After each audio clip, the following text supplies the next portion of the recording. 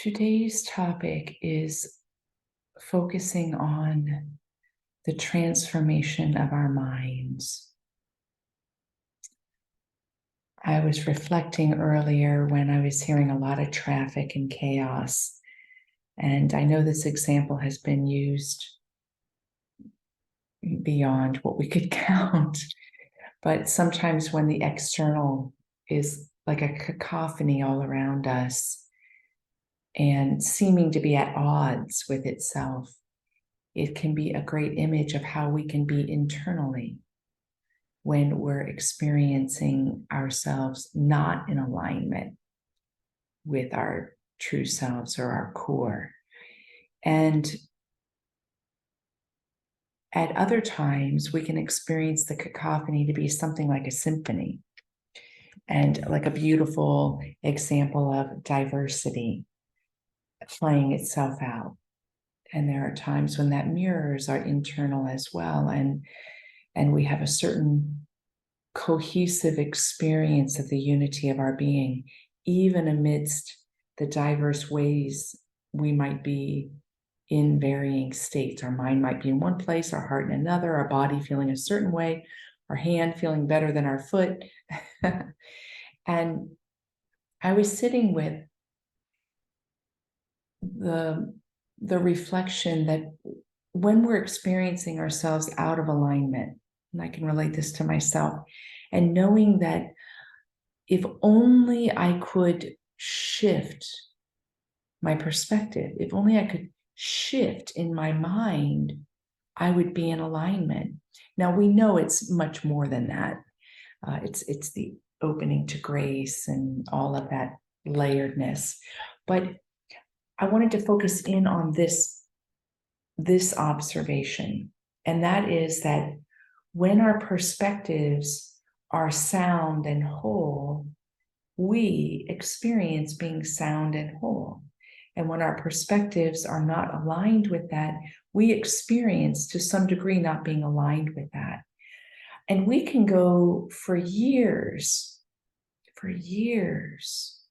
working with certain perspectives that have come about through some form of trauma, and do all of our hard work and still find ourselves within that pattern. And I was reading, I don't remember what article it was today, but I was reading in an article where, Matt Licata, he works with Sounds True, but he's also, I met him as an acquaintance in Colorado. And he's a lovely practitioner and writer and psychologist and editor. And he was pointing out how challenging it can be when a pattern is deep, how challenging it can be to connect with the trauma. And we can do all of our work to set up that experience, to set it up. We can do all of our inner work and our outer work. We can face our traumas straight on. We can do practices that create fertile soil. We can do all of those things. And I'm about all of those things all the time, knowing that the ultimate author of transformation is the ineffable. So we can do all those things and yet still find that we are affected by a pattern that is the result of some trauma that we're not even maybe charged by anymore in our lives. And in the beliefs that we're encouraged to hold to, it can bring this question in. Well, if the spirit at my center is unceasingly wanting union with me, and if I'm doing my full part, then why? Why am I still in this pattern? If the divine desires it and I'm showing in my whole self I desire it, why then does the pattern still exist? Why is it still there? And it would be really awesome if in this meditation I could say, well, it's this, bam, that's personal for you. But we all know that the mystery of this path is that each one of us in relation to these awakenings. Each one of us is so remarkably different. And in that difference is the diversity that is on the path to expressing the divine in some new way. And the process of that happening is so unique. There are things that are similar for all of us. But when it comes down to this why, the answer to this question, why, and I've gotten that a lot in life, or what do I do in order to get this result, which hits at the why. It's so unique for all of us. And following up on that, I was trying to find like a nice quote that could it be encouraging in this. And I found this one that is evocative, but it doesn't quite give the answer of the why and the how. But in Romans 12, verse 2, you have, do not conform to the pattern of this world, but be transformed by the renewing of your mind. And in some translations, you'll get that, do not be conformed in these patterns, but be transformed into the image and likeness of God or of Christ. And so you've got this edict, well, do this and don't do that. And you can still come to, but I've been doing all of these things. And how is it that I am still experiencing this pattern that seems to be, it's taken on its own life, independent of the origin, the trauma of origin. It's taken on its own life and it's still affecting me. I'm still finding moments when all my peace is gone, or joy is elusive, or the clarity of what I'm doing or where I'm going or what my life is about, all of a sudden it's gone, like it's evaporated into a mist. And what's tender and perfect in these moments is to draw close to ourselves in the directness of the experience. And in those moments, in the drawing close, what we're doing is we're engaging in a different pattern. We're engaging in an actual transformative practice that can provide an opportunity for a renewal of ourselves. And in this quote, of our minds. Wouldn't it be awesome if our minds were completely awakened and rooted in liberating truth? So I want to leave you this weekend with that very open question. How do you sit with the why of these things? When you look at the integrity of the devotion to your path, when you look at the belief system that if the divine is willing our happiness unceasingly and we're available for it, then why is it not happening? Why in all the inner work do I still experience patterning that sometimes puts me in a place that's not in the oneness of my being? How can you engage a new pattern, not to get the answer, but to be in the problem in a different way? And we're going to do a meditation that's along those lines today, that's an additional kind of practice to open us to be in the conundrum. I don't like the word problem so much, but the conundrum of it. And what I want to do, the meditation is based on the central channel, the Nadi central channel. And so what I'm going to do is I'm going to show you a short little diagram here, just to either refresh you in the understanding of this or share it with you for the first time. So let me do a screen share here. Okay. So here you've got the understanding of subtle energy channels running up. And the Sushumna Nadi is the channel that is oftentimes focused upon when we're talking about Kundalini rising. And what happens with Kundalini rising is this low part, that bottom base point you see there, gets activated and liberated in a way that the way it's been held like this, it gets broken open. And for some, it gets broken up in a dramatic way, and they have to have spiritual emergency around it. For others, it is a bit more subtle in its awakening process. And that energy channel then runs straight up, and it ends at you could say pineal gland or the Ajna chakra, and we can point to it between the eyebrows, but it's really inside the skull.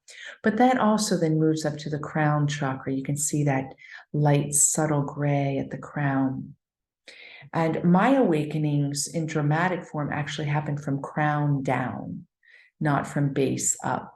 So I have never been so quite interested in these systems that focus on base up, because it just wasn't my experience. However, over time, I've grown to have a great appreciation for these practices, because it's a more traditional way that individuals open up and awaken into themselves. So now with this, you can see that there are two currents. You've got the Ida and the Pingala, and you can see then with the Ida, it starts and it moves. If you were the person sitting here, it would move and start spiraling on the left. You're looking at it and it looks like the right, but it's really spiraling to the left because she's facing us. And then it rotates around the spinal column, and it actually ends at the left nostril. And then the Pingala starts and it moves around the right, and it goes around, kind of weaves around the spine, and ends in the right nostril. And what is believed to be a meditation practice that's helpful in this system is actually breathing, focusing on the nostrils and connecting with the Ajna chakra that's back at the back end of the palate, and just a little above the palate. So you're focusing on breathing the breath fully into that point. And simultaneously, we're going to let ourselves be aware that every breath, we're also letting the energy run up the spine and down the spine. So on the inhale, we're going to draw the breath into the Ajna chakra, but we're also going to draw the breath up the Sushumna Nadi. So it's going to be like this. Let me end the screen. Actually, is there anything else I want to share with you? No, but if you want to Google that, screen share, it's Yoga Teket. You can Google that and look more closely. That's all I wanted to share with you on that.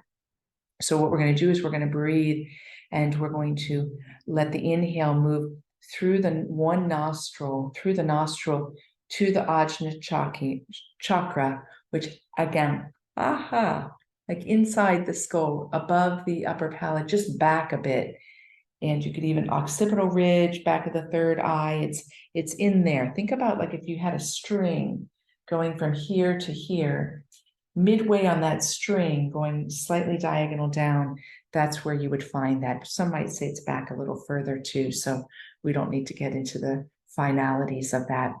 And so we're going to let the breath come into one nostril in and out, but whatever nostril is dominant, we're also going to be aware or allow the energy to move up the Ida or the Pingala. So the Ida is the left. So let's say when you breathe in, you're noticing right now that, air's coming more easily through the right chakra. Then what you're going to do is you're going to focus on energy coming off the base, off the right, the Pingala, off the right, and ending in the right nostril. So the inhale's coming like this, up to the Ajna, and it's coming off the right, up, ending in the right nostril, and breathing out. And we're going to stick with one nostril. And then the other part way through, we're going to switch over to the other nostril. Now, Yeah, I'm sure because you are so intelligent, you're not wondering, what does this have to do with this whole topic? So this Sushumna Nadi is translated as joyful mind or most gracious mind.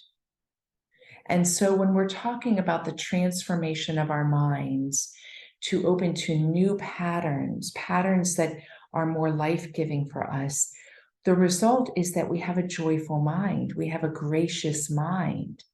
And so the use of this practice can set the stage for exactly what was spoken of in Romans. Do not be conformed to patterns that are more dense of yourself in relationship to the world, but be transformed in your mind. This is an energy practice for that. And when we go into a little period of silence, I'm going to actually seed the land with just a part of the translation of the prayers of the cosmos, the translation of the Lord's Prayer by Neil Douglas Klotz. So I'm going to seed that in these moments when we're not focusing on the breath. So we're going to focus on one nostril, drawing up the, if it's right, drawing up the Pingala, and then back out. Or if the left is stronger, drawing up the Ida, back out and down. So it's like this, or it's like this.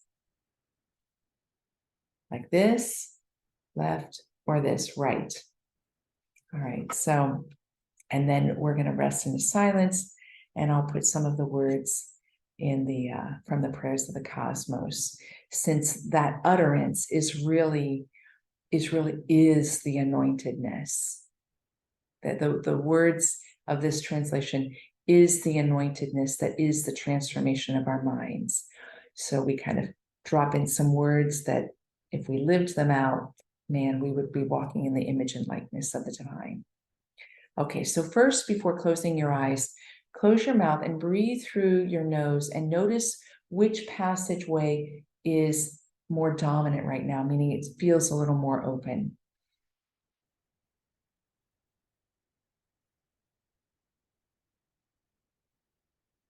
Okay, so you should notice left or right. If it's left, you're going to allow the energy that is the Ida come off the left part of the base and wind its way up into the nostril and into the Ajna chakra. And then as the inhale comes, it's going to go right into that Ajna as well. And on the exhale, the Ida, you're going to go back down the channel, and the exhale is going to go out. And then we're going to switch to the Pingala. It's a lot to learn really fast, right? Okay. I invite you to close your eyes.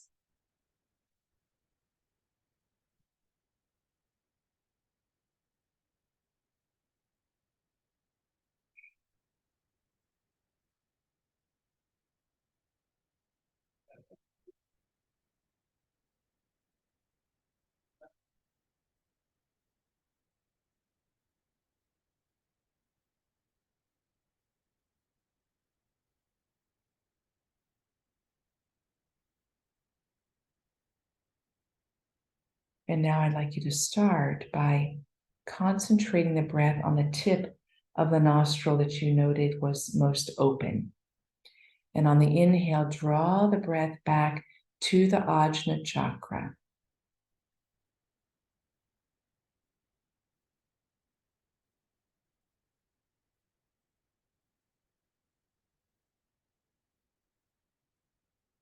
Focus wholly on the breath.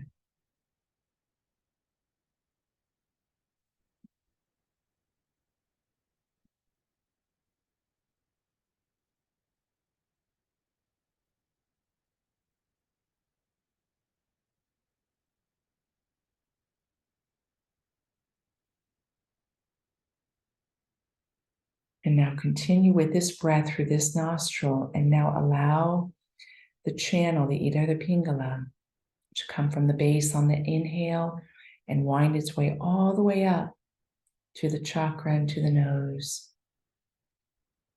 And on the exhale, let that energy move back down the base of the spine as the focus comes back to the tip of the nose. Stick with it.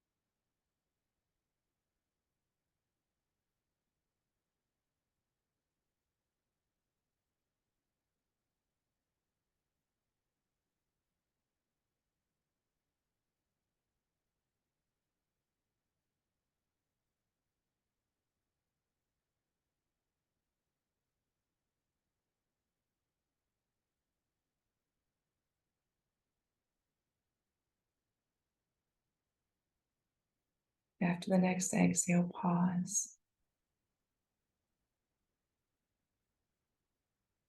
And after a full breath, begin to breathe through the other nostril. Again, inhaling to the point, to the Ajna chakra, and just inhaling, exhaling to the point of the nostril.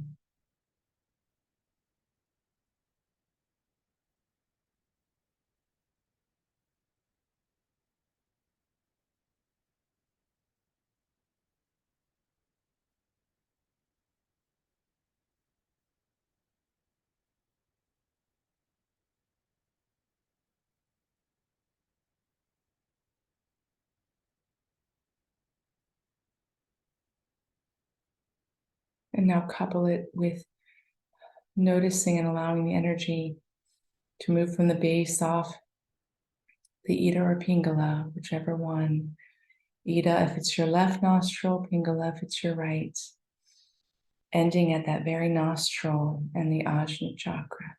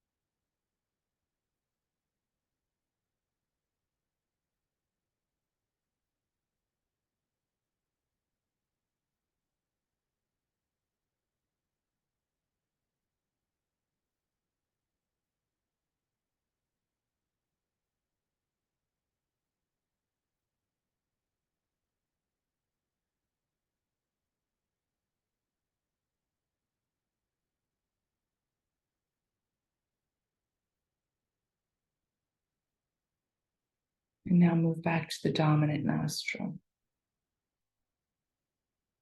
And doing the same, focusing on the energy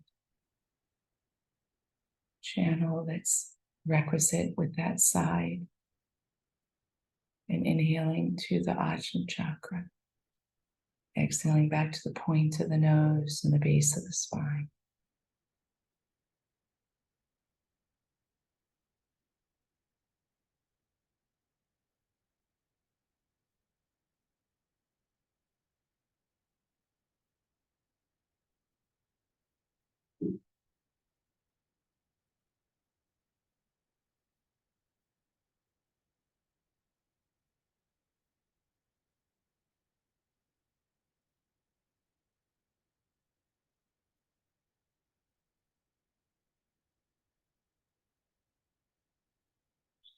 And now move once again to focus on the nostril that's less open.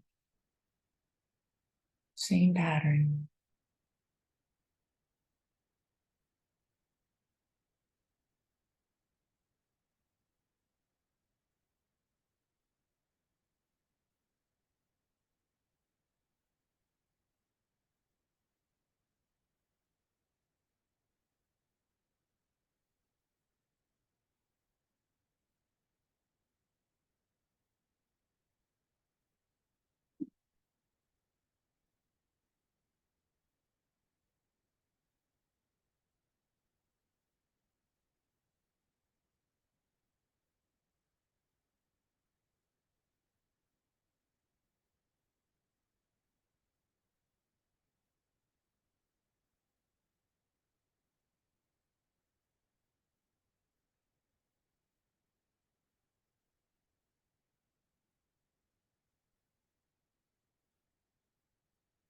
And now let yourself relax and breathe through both nostrils, not focusing on the energy of the spine, just inhaling to the Ajna chakra, exhaling back to the point of the nose as I read these exquisite words. O birther, father, mother of the cosmos, you create all that moves in light. O thou, the breathing life of all, creator of the shimmering sound that touches us, respiration of all worlds, we hear you breathing in and out in silence. Source of sound, in the roar and the whisper, in the breeze and the whirlwind, we hear your name. Radiant one, you shine within us, outside us. Even darkness shines when we remember. Name of names, our small identity unravels in you. You give it back as a lesson. Wordless action, silent potency, where ears and eyes awaken, there heaven comes. O birther, father, mother of the cosmos.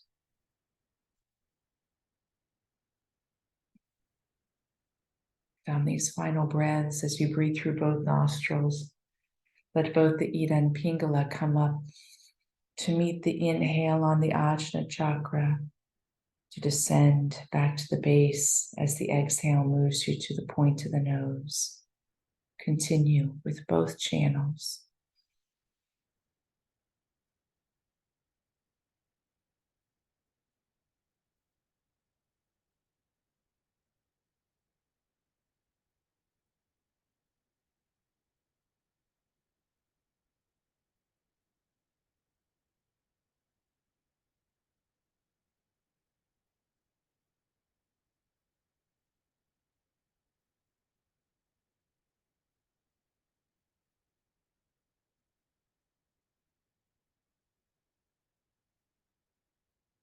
And after the next exhale, release the focus. And breathe through the mouth. Hear the breath just a little.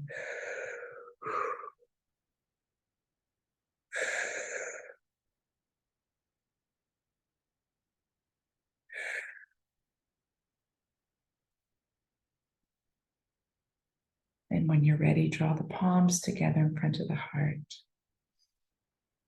Raise them up to the third eye and back to the heart.